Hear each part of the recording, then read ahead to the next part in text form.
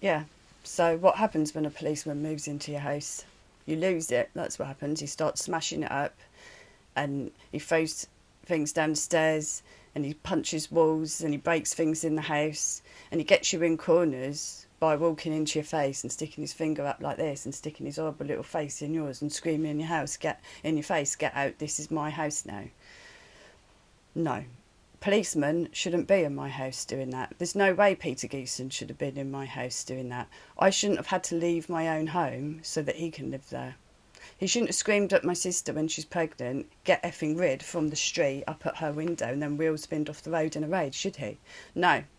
But if I push a bike over, I get done for criminal damage, spend a night in a police cell, and I'm charged £600. And also, there's lies about me told in the court.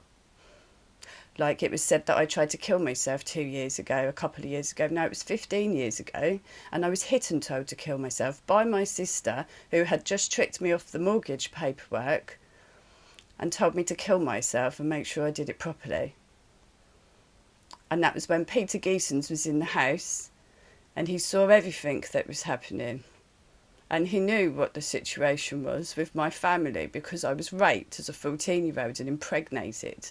And I was blamed for that. And I was seen as the trouble in the family. Even though my dad was having an affair for 8 years and he was actually the violent one, which is why my brother jumped out of the upstairs window into the shed roof and put his foot barefoot through the roof and ran all the way up the road to Perry's house because he was terrified of my dad.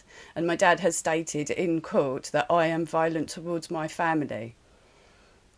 After everything I've been through, the fact that the police can now do this to me and then set me up with a dodgy solicitor who didn't even look at the CCTV, let alone listen to my audio that I had, which my dad lied about what he said. And I have the evidence of that. And I was told on the day not to worry because I wasn't going to court by my solicitor. And that when I got there, I ended up not understanding anything and being spoken to like an absolute POS. And I'm a child rape victim who was tied up and impregnated and then made to have an abortion. And I've been going through abuse my whole life since. Yeah. And I was raped as well by Alistair Payne. And his mother, Angela Payne, took me to court, who is a social worker, a child protection social worker. And she took me to court after her son's broken my hand. And again, gave me a criminal record and charged me a fine of £100. And what's happened to any of these people? I've got audio recordings of her son trying to push cocaine onto me 18 months ago.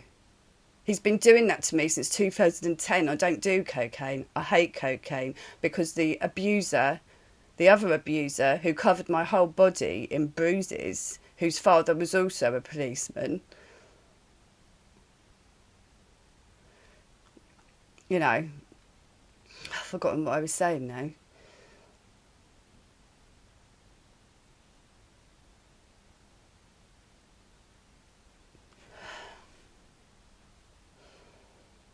So that what was I saying?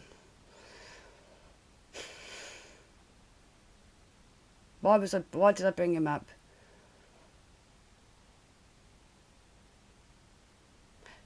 The policeman introduced me to the man who covered my whole body in bruises. The policeman who defaulted me out of my home. They were both abusive men. I'd never been hit like that before. Although I'd been tied up and raped as a 14-year-old, he didn't need to hit me. He didn't actually need, and nor did Alistair. Alistair didn't need to hit me either, which is why for ages I was saying, oh no, he's not abusive, because people kept telling me he was abusive. And the only thing in my mind that registered as abuse was when I was being held down and punched and covered in bruises, or I had a thumb popped in my eye and a big blood blister appeared on my eyeball.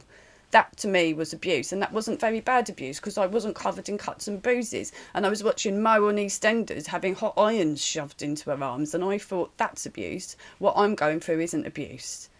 I thought that's abuse because on the TV you see all these really extreme sort of examples of abuse, and you think, oh, what I'm going through is nothing.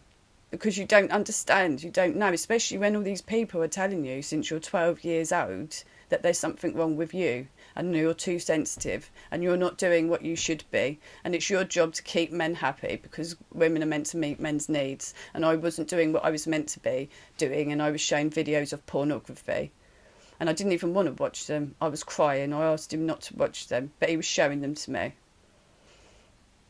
And that's basically what men do to women all the time, isn't it? So you've got all these stupid girls walking about looking like hookers. Do these girls know how much hookers are getting paid? They think they're being clever. No, you're being taken advantage of. Alistair knew that I loved him, and I told him the day that I met him that I didn't want to have sex again until I was married. And he told me he would never hurt me and he'd never let anyone else hurt me again, because I'd just come out of a relationship with the son of a policeman who had been covering my body in bruises. And my sister had moved an abusive policeman into the property, was smashing it up, and told me to get out, it's his house now. And my dad's lying. My dad lied in court, and he said that he told me he couldn't remember. No, my dad took me down to the abortion clinic and he was lying to my face saying the rapist took me, and that's why I pushed his bike over. And the police are corrupt. And how many officers from Torquay Police Station and Newton Abbot and Totnes, how many of those police were at my sister and Peter's wedding after I'd been defrauded out of my property, and I was sitting there keeping my mouth quiet and trying to pretend like nothing had happened? And yeah, it was it was like I was in a dream. It was like I was dying inside. I was trying not to kill myself. I thought that I was being selfish, my own emotions, because I thought I should be happy for my sister and Pete. And because I didn't tell anyone how I was feeling, because I wasn't allowed to tell anyone how I was feeling. Every time I mentioned anything, I was either hit or told to shut up, or told, how terrible I am. So they're very clever what they do. And then it's evil what they do. It's evil. And how am I going to get any fair treatment from anybody when all of the police were at his wedding? And then even my mental health team that they've referred me to, even the mental health and the police officer who defrauded me out of my home is actually liaising with my mental health worker and my housing people. So no wonder they dumped me in a flat that was full of leaks and sewage and urine. And for 6 years they've been gaslighting me and telling me there's no leak. Well, there is a leak, and there has been for years. And now I've got a solicitor on the case as well. So hopefully something is going to be done, but these things take years, don't they? They take years to sort out. Because how old was I when this started happening to me? I was 12 and now I'm 41, 42 soon.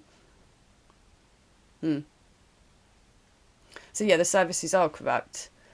The services are all corrupt. The social services, the police and the solicitors. And they're all in it together, aren't they?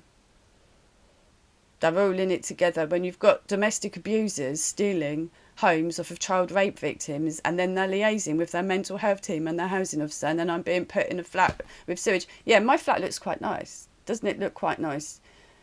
No, it wasn't nice when I got this flat, and I've got the photographs to prove it. And all of this is other people doing all this for me. This is other people helping me. Other people who shouldn't have to help me. They shouldn't have to do any of this for me. The people that should have done this for me are the people that did this to me.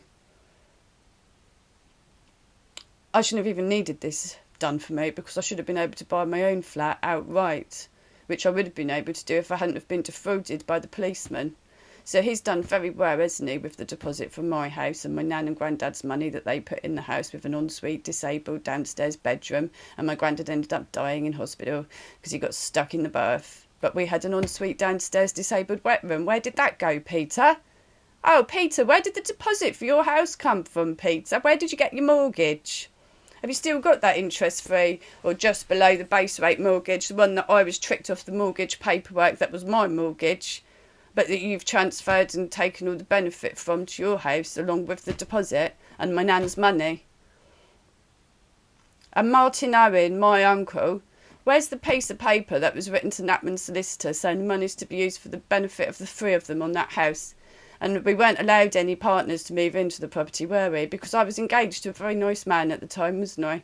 But the family talked me out of that. Oh, I was too young to get married. Silly Sam. Oh, Sam needs to think about other people because her brother and sister are going to be homeless now that your mother's had an affair with one of my work colleagues and friends, so-called friends.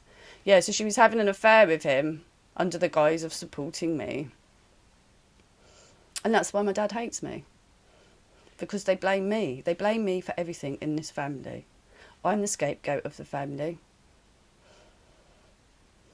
I am the scapegoat of the family. I'm blamed for absolutely everything. And the police are allowed to come in my home, smash it up, try and make my sister have an abortion, and then tell me to get out. It's his house now. And then my parents tell me, keep your mouth shut, or else you're not getting any inheritance. Well, no, sorry, not my parents. My mother said that to me. My mother said that to me. But my dad lied about me to the court.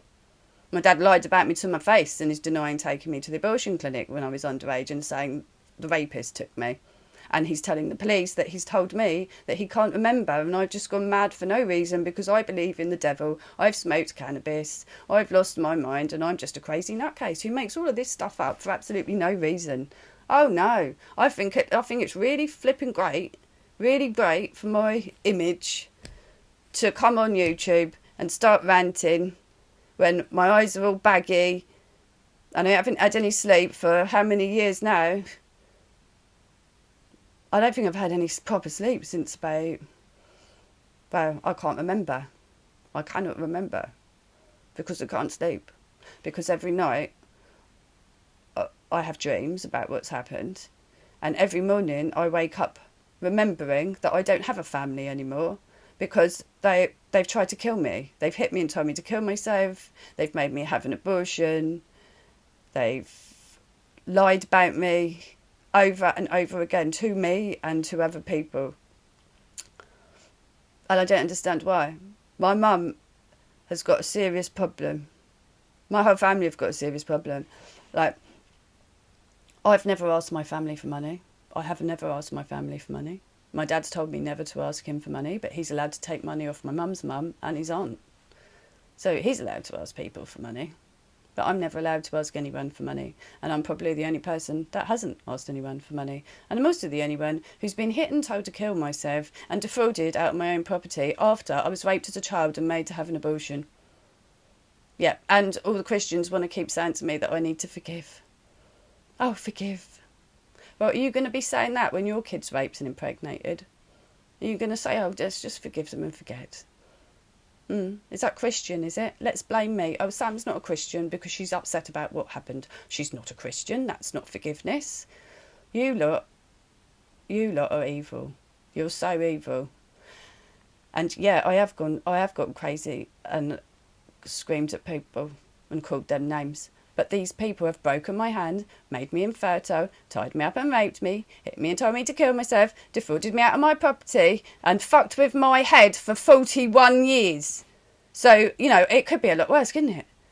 It could be a lot worse. I could do just one of the things that these people have done to me.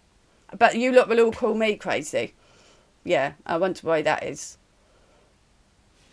Probably because you're all a bunch of rapists and con men and bone breakers and domestic abusers yourselves. And probably because all the women keep their mouths shut as well and blame other women for all this shit. Because they don't want it to happen to them. And they sit there and they think, oh, that would never happen to me. I'd never let anybody treat me like that. Well, that's what I thought as well.